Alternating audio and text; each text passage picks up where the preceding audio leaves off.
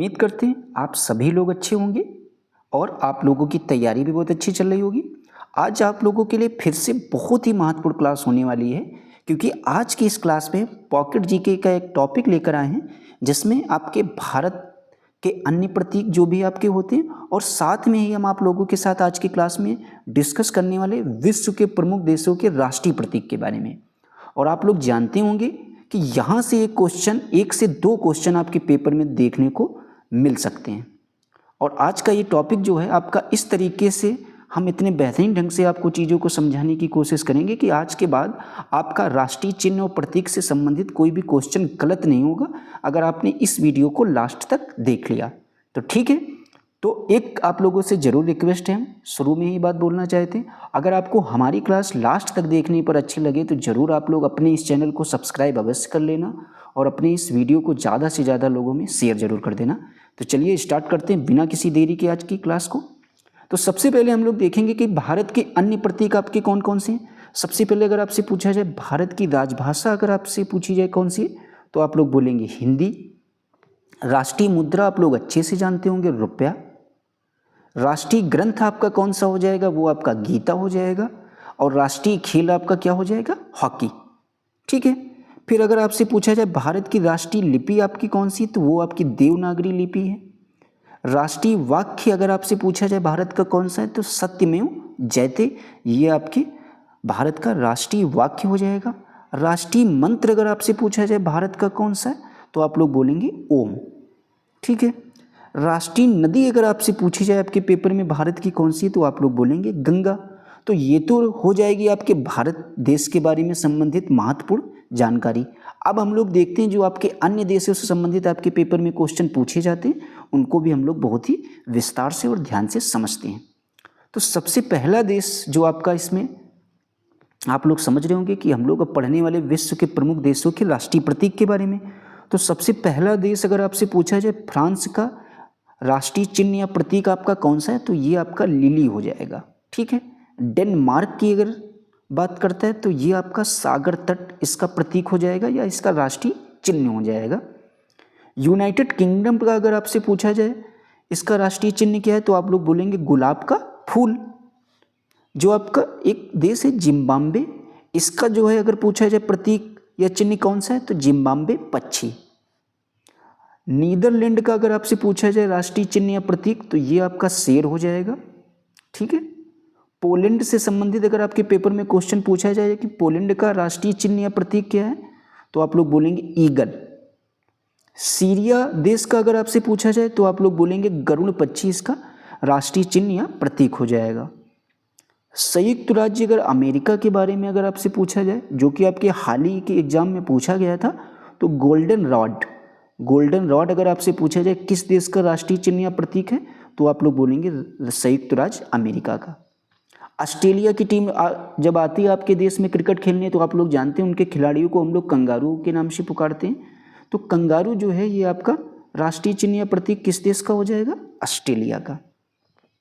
आगे देखते हैं, अगर आपसे पूछा जाए कनाडा, तो कनाडा का जो आपका प्रतीक हो जाएगा राष्ट्रीय, तो आपका सफ़ेद लिली हो जाएगा। फ्रांस का सिर्फ लिली था और यहाँ पर कनाडा का सफ़ेद लिली हो जाएगा। ये सिर्फ अंतर है दोनों में, तो जरूर डिफरेंस याद रखना।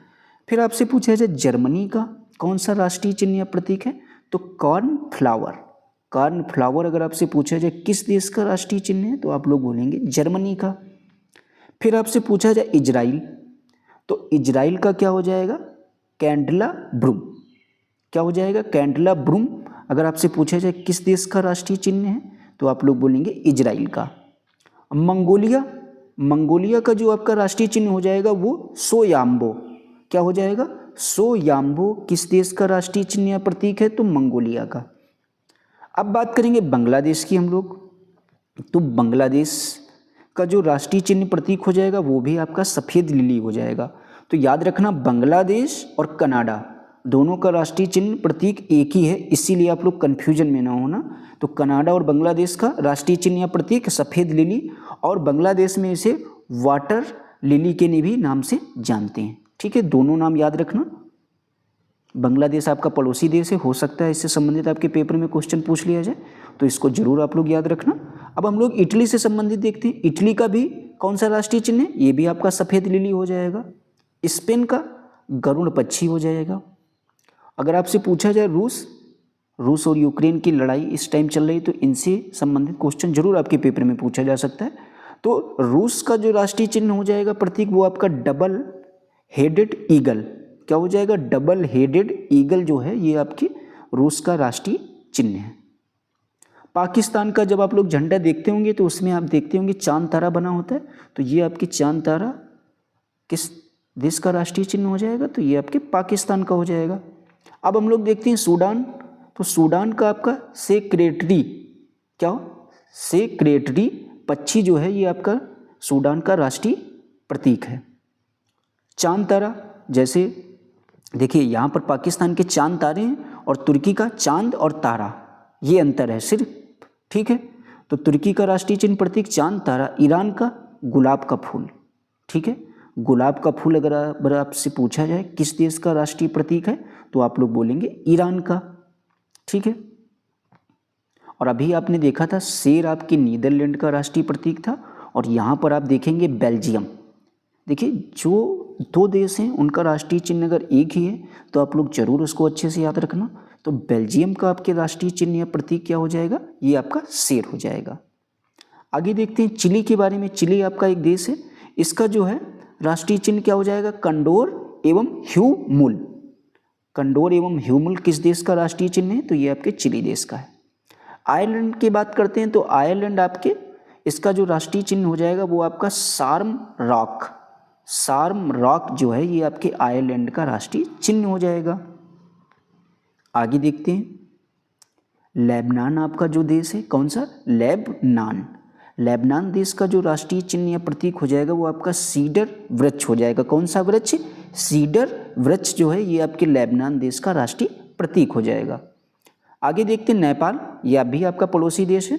तो नेपाल का खूखरी, खूखरी जो है ये आपके नेपाल देश का राष्ट्रीय चिन्ह है। क्या? खूखरी। जापान का अगर आपसे पूछा जाए कौन सा राष्ट्रीय चिन्ह प्रतीक है, तो आप लोग बोलेंगे गुलदाउदी। गुलदाउदी किस देश का राष्ट्रीय प्रतीक या चिन्ह है? तो आप लोग बोलेंगे ये आपके जापान देश का है, ठीक है।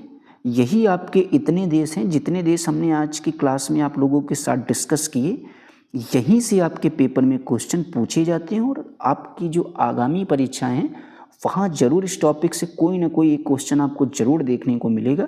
इसीलिए हम सबसे पहले आपको पॉकेट जीके के ट्रेंडिंग जो टॉपिक हैं वही हम आप लोगों को कराने की कोशिश कर रहे हैं, जिनसे संबंधित आपके एग्जाम में क्वेश्चन पूछे जाते हैं।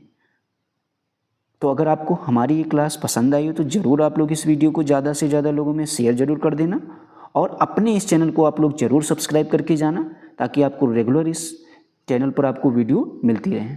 हमारे इस वीडियो को देखने के लिए आप लोगों का बहुत बहुत धन्यवाद।